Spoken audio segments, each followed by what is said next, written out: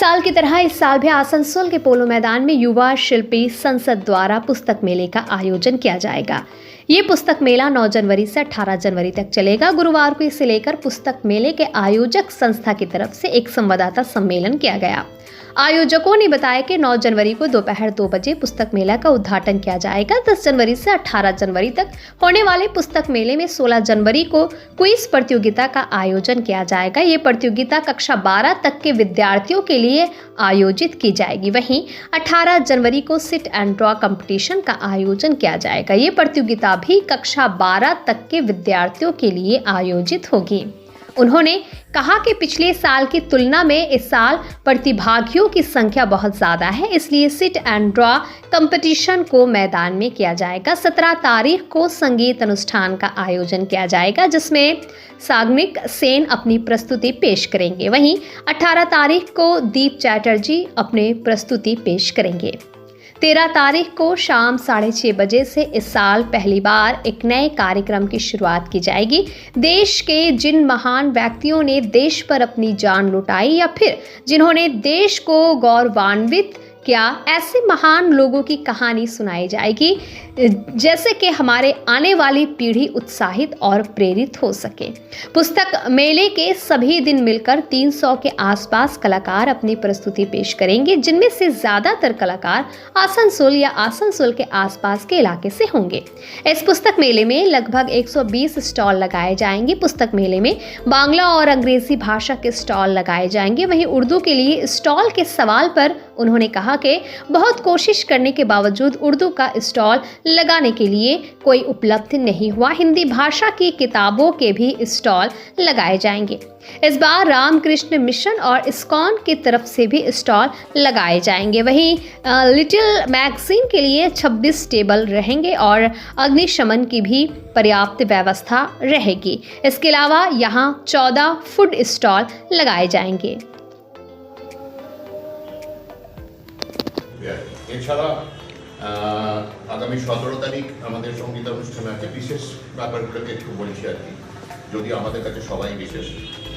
17 তারিখ সঙ্গীত অনুষ্ঠান আছে, ওখানে সাগ্নিক ঘোষ গান করবেন, সাগ্নিক সেন গান করবেন, এবং 18 তারিখ দীপ চ্যাটার্জি গান করবেন। দীপ চ্যাটার্জি সারেগামা পাতাটা দীপ চ্যাটার্জি গান করবেন। এছাড়াও আগামী 13 তারিখ সন্ধ্যেবেলা 6:30টার সময় আমরা একটি নতুন অনুষ্ঠান করতে যাচ্ছি, গল্প শোনো এই নাম দিয়ে।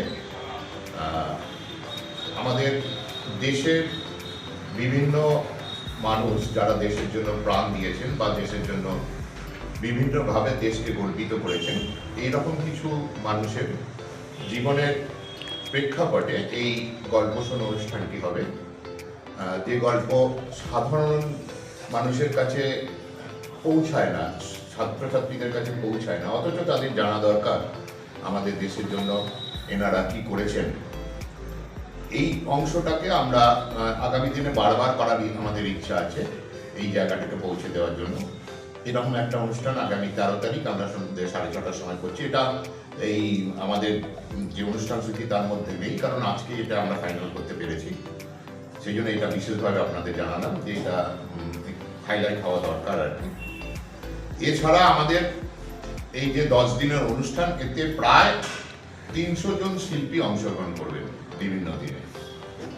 আবার বলি, 300 জন শিল্পী অংশগ্রহণ করবেন এবং তাদের বেশিরভাগই অন্তত 90% শিল্পী আসানসোল বা আসানসোল এলাকা, যেটা আমরা বারবারই চেষ্টা করছি যে আসানসোলের শিল্পীরা যারা বিভিন্ন সাহিত্য চর্চা বা শিল্প চর্চা করছেন তাদেরকে সামনে তুলে ধরা, সেই চেষ্টা আমরা করছি।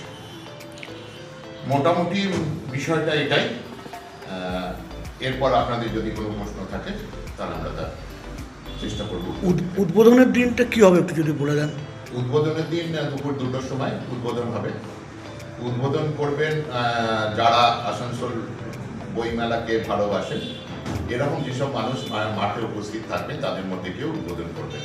এটা আমরা গত বছর আপনাদের কাছ থেকে এই প্রশ্ন এসেছিল এবং আমরা বারবারই বলি যে আমরা যেমন প্রশাসনিক কর্তাদের আমন্ত্রণ জানাই, তেমনি আসানসোলের বইপ্রেমী মানুষ যারা আছেন তাদের তো বইমেলা মঞ্চে উপস্থিত থাকার জন্য আমন্ত্রণ জানাই। এবং প্রশাসনিক কর্তাদের বিভিন্ন কাজের জন্য তারা হয়তো ঠিক সময় পৌঁছাতে পারেন না, বা তাদের সেই দিন কোনো এনগেজমেন্ট থাকে, যারা থাকবেন তাদের মধ্যে থেকে কেউ বইমেলা উদ্বোধন করবেন। কারণ আমাদের কাছে মূল বিষয় হচ্ছে বই প্রেমী মানুষ যারা আমাদের পাশে দাঁড়িয়েছেন, তার যিনি প্রশাসনের তরফেই হন বা সাধারণ মানুষও হন বা কবি সাহিত্যিকই হন, তাদের মধ্যে থেকে কেউ এসে আমাদের এই বইমেলা উদ্বোধন করবেন।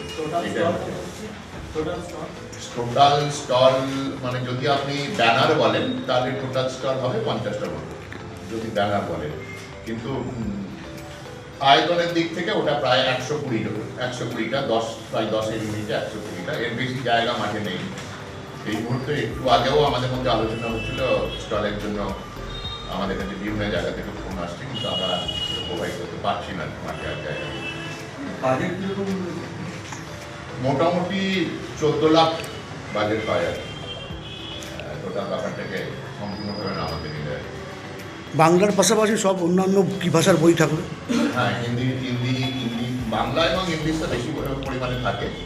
হিন্দি বইও এবারে থাকছে, বিভিন্ন স্তর থেকে হিন্দি বই নিয়ে আসা হচ্ছে, হিন্দি বইও থাকবে।